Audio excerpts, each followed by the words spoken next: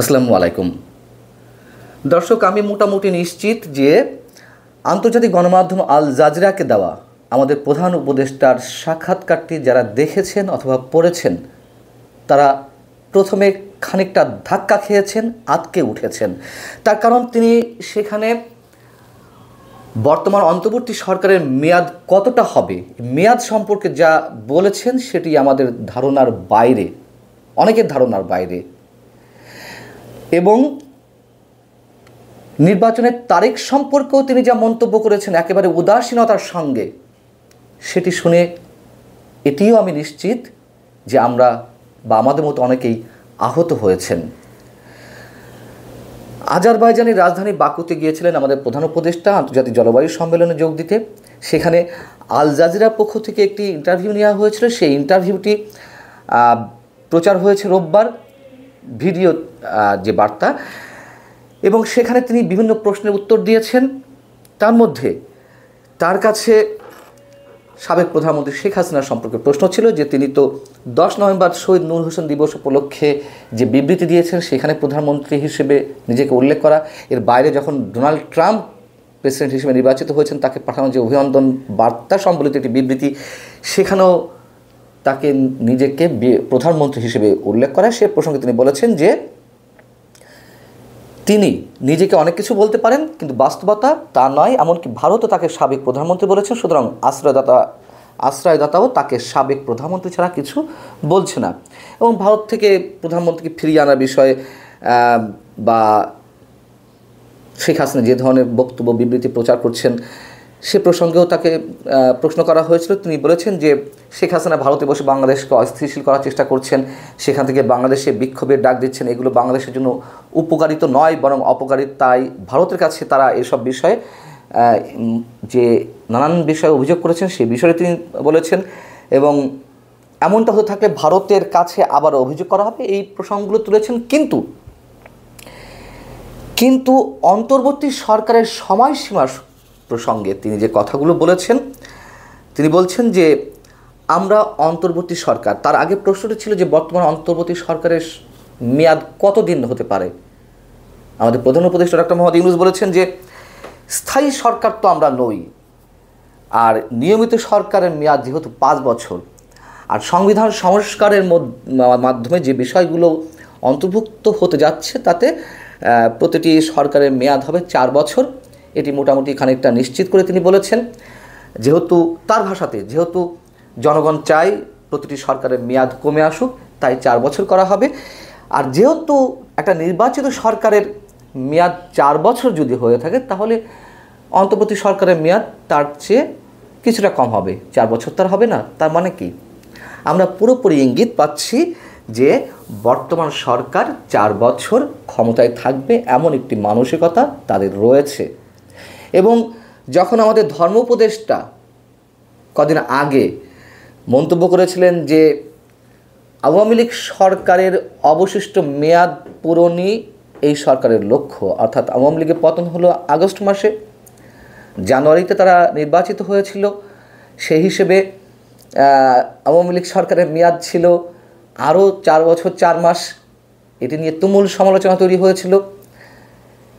আমার কাছে মনে হচ্ছে যে ধর্ম উপদেষ্টা তাহলে সেদিন যা বলেছে একেবারে কোনো প্রকার ইঙ্গিত না পেয়ে, কোনো ধরনের আলাপ আলোচনা ছাড়া এই মন্তব্যটি সম্ভবত তখন করেননি। নিশ্চয়ই তিনি জেনে শুনে বা পুরো সরকারের উপদেষ্টা পরিষদে যারা রয়েছে তাদের মধ্যে আকার ইঙ্গিত কিংবা আলোচনার ভিত্তিতে তিনি এই ধারণা নিয়েই মন্তব্যটি করেছিলেন। এবং তার আগে আইন উপদেষ্টা বলেছিলেন যে 1.5 বছরের মধ্যে নির্বাচন হতে পারে 2025 সালের মধ্যে, সেটির কাউন্টার দিয়েই ধর্ম উপদেষ্টা এই কথাগুলো বলেছিলেন। এখন দেখছি যে তার কথার সুরেই আমাদের প্রধান উপদেষ্টা এই কথাগুলো বললেন। কেন বললেন, কোন ম্যান্ডেটে তিনি এই কথা বললেন, এই প্রশ্নগুলো এখন জোরালো সহকারে উঠবে নিশ্চিতভাবে। এবং একই সঙ্গে তার কাছে প্রশ্ন করা হয়েছিল আমাদের প্রধান উপদেষ্টার কাছে যে আগামী নির্বাচনের সঠিক সময়সীমা কেমন হতে পারে, এ সম্পর্কে আপনার মন্তব্য কী। সেক্ষেত্রে তিনি বলেছেন এ বিষয়ে আমার মাথায় আপাতত কিছু নেই। এটি কোনো কথা? গণঅভ্যুত্থানের মাধ্যমে সৃষ্ট এই সরকারের মেয়াদ এরই মধ্যে 3 মাস পূর্ণ হয়েছে, 3 মাসে বেশি, 3.5 মাস। সেই জায়গায় এসে নির্বাচনের সঠিক সময়সীমা সম্পর্কে তার মাথাতে কিছু থাকবে না, এটি তো হতে পারে না। হ্যাঁ, তার মাথাতে বা সরকার এই বিষয়ে কিছু ভাবছে না, তা তো আমরা স্পষ্ট বুঝতেই পারছি। কালক্ষেপণ করা হচ্ছে বিভিন্ন অজুহাতে।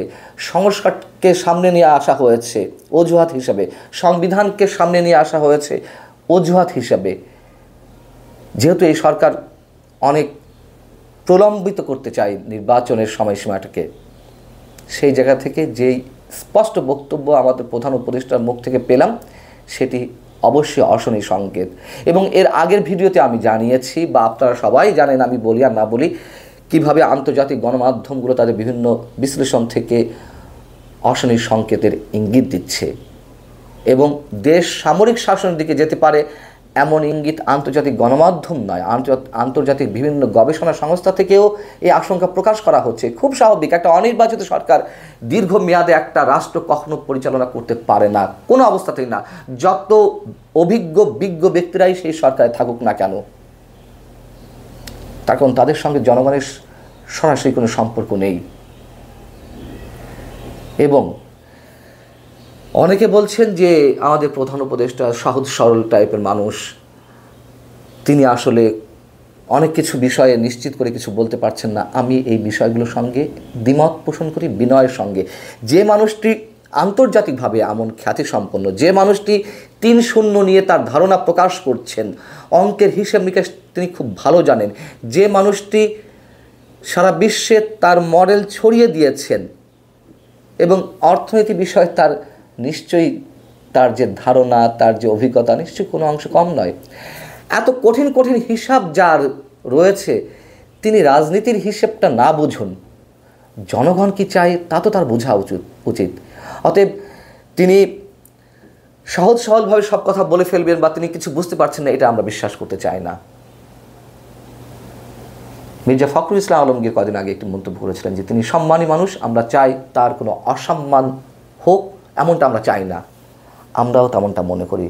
অধ্যাপক ডক্টর মোহাম্মদ ইউনূসের প্রতি আমরা আপাদমস্তক শ্রদ্ধা জ্ঞাপন করে এটুকু বলতে চাই যে যা কিছু হচ্ছে, যা কিছু হতে চলেছে, যা কিছু হয়েছে, এই সব কিছুর মধ্য দিয়ে মানুষ কি চায় তাদের চাওয়ার দিকে একটু কান পেতে শুনুন, তারা কি বলতে চায়। নচেত সামনে খুব বিপদ। এটি এখন সব জায়গা থেকে উচ্চারিত হচ্ছে। ব্রিটেনের একজন যে প্রতিমন্ত্রী ক্যাথরিন ওয়েস্ট, তিনিও এসে প্রধান উপদেষ্টা এবং আমাদের পররাষ্ট্র উপদেষ্টাকে মনে করিয়ে দিয়েছেন একটা গণতান্ত্রিক প্রক্রিয়া নির্বাচনের কথা। আল্লাহ হাফিজ, ভালো থাকুন সবাই।